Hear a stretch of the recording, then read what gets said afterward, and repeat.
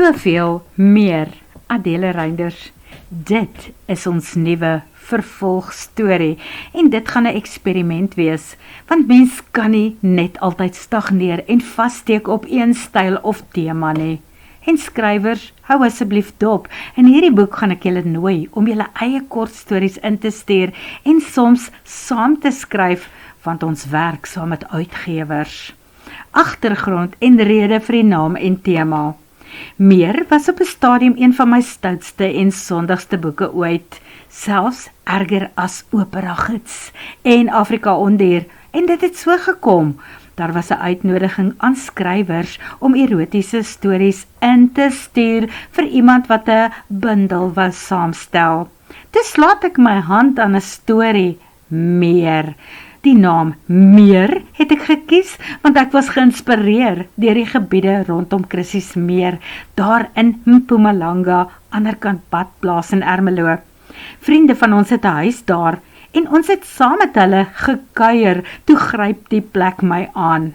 Chrissies Meer is afgesonder. Min mense kom daar, al dink ek dat dit nogal 'n bietjie van 'n vakansiebestemming behoort te wees. Dan het die omgewing genoeg geskiedenis wat teruggaan na die Anglo-Boereoorlog en selfs lank voor dit. Daar loop ook spooke, soos die afkopsoldaat en tant Anna wat verdwyn het, haar oorskot waarskynlik iewers in iemand se muur ingebou. En die toyingrige donker man met die rafels vir klere en bosvarktande gestring om sy nek, wat verskyn en verdwyn, soms diep in die donker nag of helder oordag. Daar is ook 'n baie ou en geskiedkundige begraafplaas. Miskien het daar op 'n stadium 'n ruimteskip begeland, lank gelede, of selfs meer onlangs. Langs die meer mag jy dalk ons nasionale voël, die blou kraan en die koninklike mahem te siene kry. 'n Wye verskeidenheid van watervoëls en spesies paddas, party wat net daar voorkom, en die sterre wat jy daar kan gaan kyk op 'n helder winters aand, want die ruim daar is donkerder en helderder as enige plek anders in Mpumalanga. Daar is ook 'n ander rede hoekom ek die naam Meer gekies het, en dit is omdat ons oor baie meer gaan skryf as bloot die liefde. Terug by my oorspronklike korter verhaal. My skryfsel was nie gekies om in daardie bundel opgeneem te word nie, en daarvoor is ek vandag toe innig dankbaar. Ek het altyd geweet dat meer bestem is vir meer, soveel meer. 'n Vervolgstorie, 'n liefdesverhaal wat vir taamlik lank kan aanhou, van twee mense wat saam op 'n afgeleë plek beland, nie eie keuse nie. Albei van hulle werk vir Van Ryn uitgewers en hulle skryf, maar hulle weet nie van mekaar nie en hulle gaan beslis nie vir mekaar daarvan vertel nie. Om die waarheid te sê, Hugo en Renata is nie eens van plan om met mekaar kennis te maak daar waar hulle in 'n afgeleë kampie langs die meer beland nie. Elkeen is dan juist daar omdat hulle op hulle eie wil wees en nie ander mense wil sien nie, veral nie die teenoorgestelde geslag nie.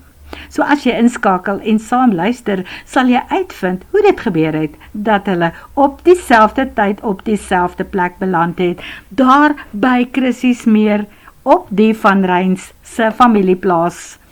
Daarom gaan ek julle gou nou eers voorstel aan die Van Ryns.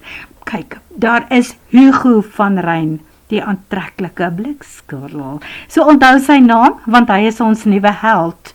En sy broer Karel, wat saam met hulle pa 'n huis en drukkery besigheid geërf het. Pa Van Ryn het lank terug een van die mees florerende drukkers en uitgewers ondernemings hier in Gauteng gehad. Hy het koerante en boeke gedruk, tydskrifte, pamflette, troukaartjies, spyskaarte en so aan. Vanselfsprekend sou hy met 'n vrou moes trou wat hom kon aanvul en ondersteun. Daardie vrou se naam was Ma. Ma was 'n handelskunstenaar. Handelskunstenaars wat by die tegniek kon studeer het en goeders met die hand moes teken en letters met lineale gemaak het.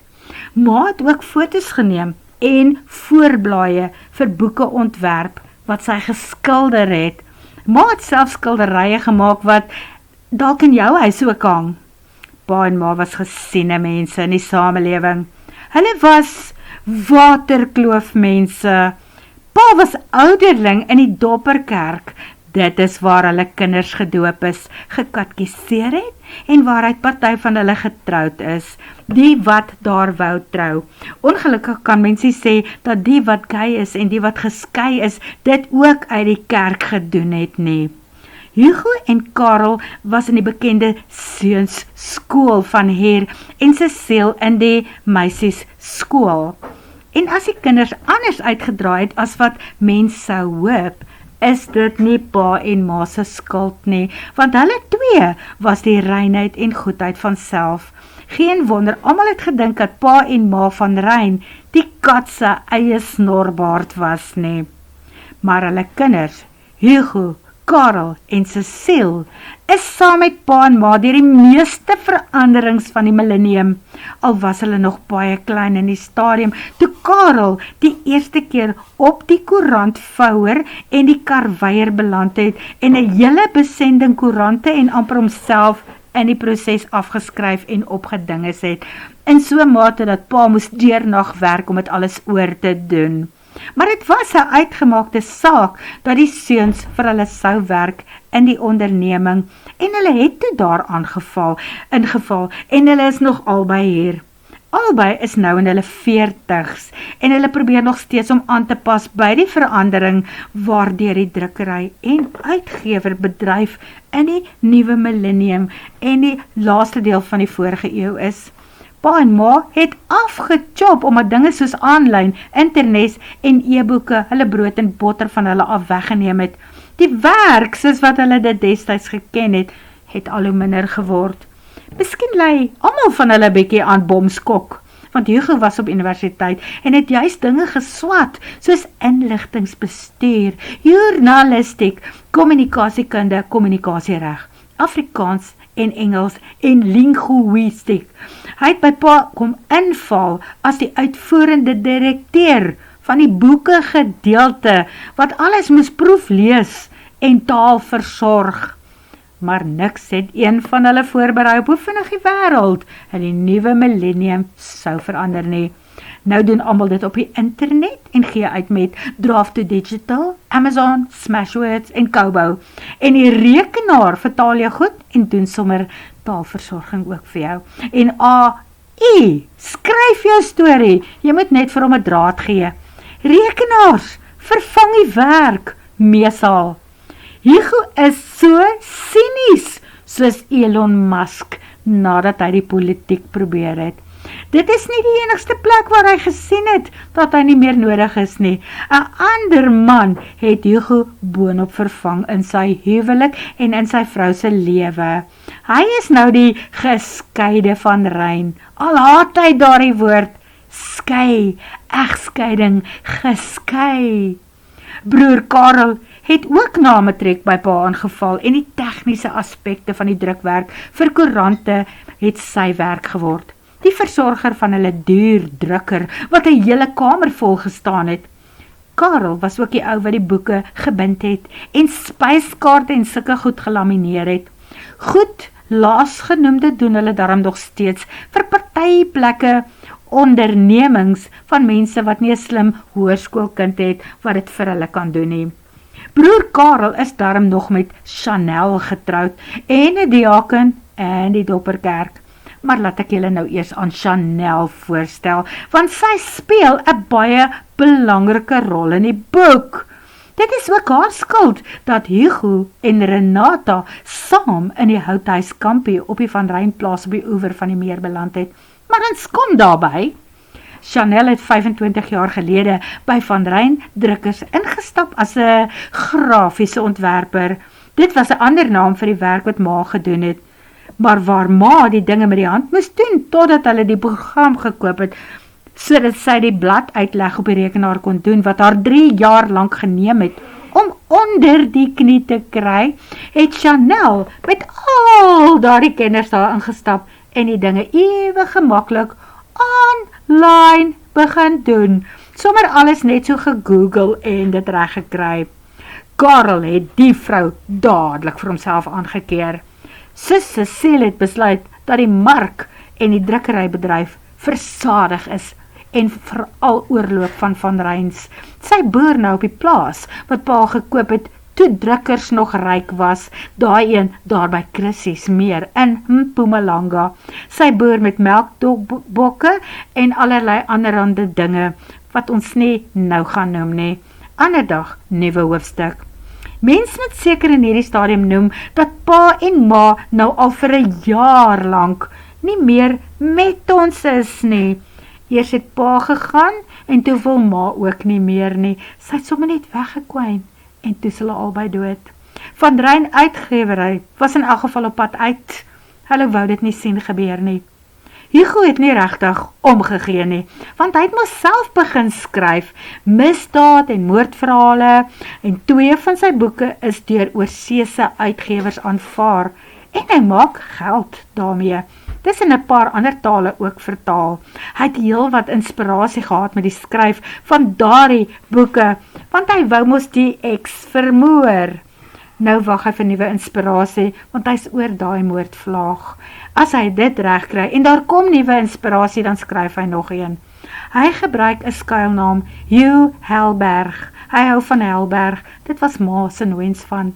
Net vir ingeval iets van met sy ex gebeur, gebruik hy hierdie skuilnaam. Hulle moenie weet dat dit hy is wat sulke klein ongelukkies kan uitdink en hom daarvoor in hegtenis neem nie.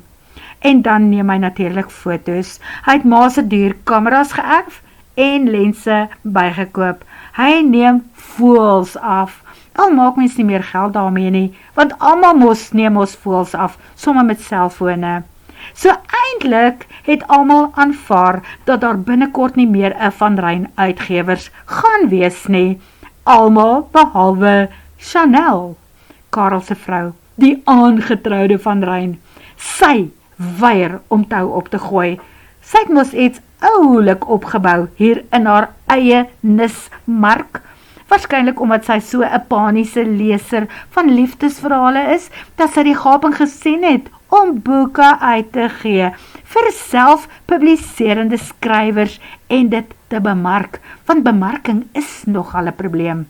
Van Rein Uitgewers het naam gemaak, biblioteke en Caxton en CNA's, exclusive books en selfs graffiti het die boeke gekoop, want as Chanel 'n boek gekeer het en haar swaar Hugo het dit nagesien, dan wou almal dit lees. Dit was die moeite werd. Dit is nog steeds die moeite werd, want sy kan 'n goeie liefdesverhaal en drama op 'n afstand sien gebore word. Die vloekwoord en die towerwoord van ons tyd begin natuurlik met 'n T. Dis tegnologie. Daai vreeslike duur drukkers, wat daardie verslawende lekkerryk nat inkreuk op papier gelaat het intussen verdwyn. Rekenaars, digitale toerusting en tafeltopdrukkers neem die wêreld oor as jy 'n boek in jou hand wil hou. Selfone vervang kameras. En jy lees en luister jou storie, maar is eintlik meer op daai selfde kamera of selfoon. Skrywers verwerk self hulle manuskripte vir Amazon, Draft Digital, Smashwords, ensovoorts, en die boeke kan daarvandaan gedruk word en selfs geaudioboek word. En dit is waar Chanel self ook begin besef het, dat Van Rein Uitgewers gaan sink, of hulle sal moet begin swem, as een van hulle nog 'n paar rand of selfs net sente wil maak in die toekoms. En dit is hoekom Chanel met benoude spronge vorendag gekom het. Sy en Karel se oudste seun, die briljante Jay, wat nou in Amsterdam woon en werk, Jarvis Van Rein, is 'n app-ontwerper. Maar ons kom ook nog by die app, iewers vorentoe in die boek. Kom ek stel jou eers voor aan die heldin van die boek, die arme Renata Benade, wat nes ek en jy en 'n paar ander van ons soort droom om 'n bestaan uit skryfwerk te maak. En dan vul sy dit aan met 'n handwerkie. Die handwerkie wat Renata gekies het is macrame, 'n kunsvorm wat op 'n stadium verdwyn het en daarom nou weer so 'n bietjie aan die terugkeer is, want AI het dit nog nie oorgeneem nie. Dis nes hekel en brei. Jy kan dit met 'n masjien doen, maar handwerk is beter. Maar arme Renata maak nie geld nie, nie eens uit die macrame nie, en veral nie uit haar skryfwerk nie. Al het sy dit al so waar reg gekry om 'n boek of 2 deur Lapa en 'n paar ander uitgewers ook te laat publiseer. Toe sit sy goed op Amazon en Draft2 Digital en daai plekke kom agter dat almal dit doen en niemand maak meer geld nie, want die kompetisie is straf. As jy nie weet hoe om jou boeke te bemark nie, kan jy maar gaan slaap. As jy nie met unieke, oulike en oorspronklike idees vorendag kan kom nie, moet jy liefs in 'n skryfbehoefte winkel gaan werk, plaas van skryf. En daar ontdek sy toe van Rein Uitgewers se webwerf en hulle plaas 'n boek of 2 van haar daar. En dit is natuurlik haar sobere en ordentlike koek en tee en kansel toe in 'n spierwit lang rok met 'n sluier, liefdesverhale. En sy kry sowaar 'n geldjie daarvoor. Renata Benade is 42 jaar oud, geskei en op die oomblik so broke. She can't even pay attention. Net soos wat daardie plakker op haar rooi Reynolds Sandero se buffer lees. En die ander een wat sy gekoop het en nog nie geplak het nie, lees, if you are so smart, why aren't you rich? En voordat sy nie 'n antwoord op daai vraag gekry het nie, moet die plakker in haar plastiek vouer bly. Dit is een ding om te hoor, jy is vreeslik smart met woorde, maar wat help het as jy dit nie kan eet nie? Die dat Renata ewe ore was, toe Chanel met haar begin praat het oor haar vreeslike briljante idee. Dit is rondom daai idee dat Jay of Jarvis haar app moes bou.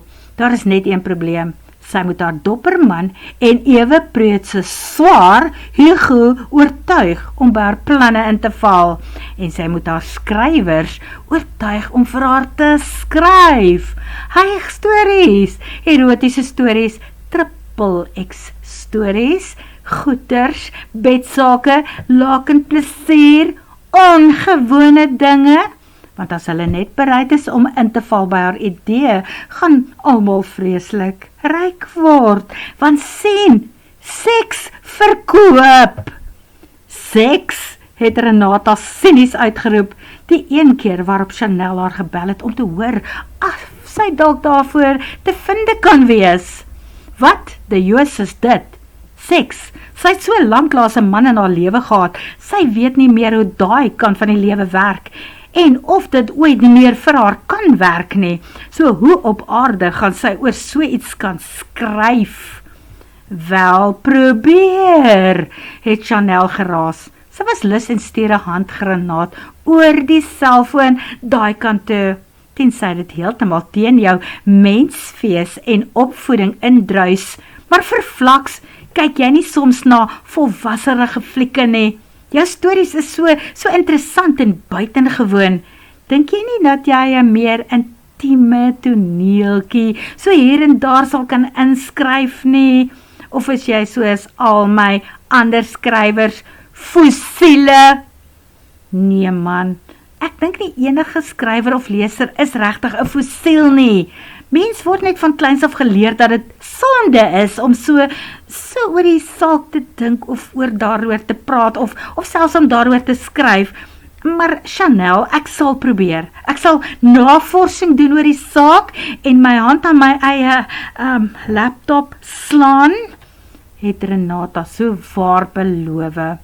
Miskien het dit toe juist die ding gedoen, want haar volgende storie was toe beslis nie vir suurpruime en kloosterkoeke nie. Nou ja, wie van ons luisteraars en maats is saam met my aan boord? En wie gaan hierdie een uitsit? Julle moet asseblief vir my sê, en dankie dat jy na die agtergrond geluister het. Die boek begin maandag.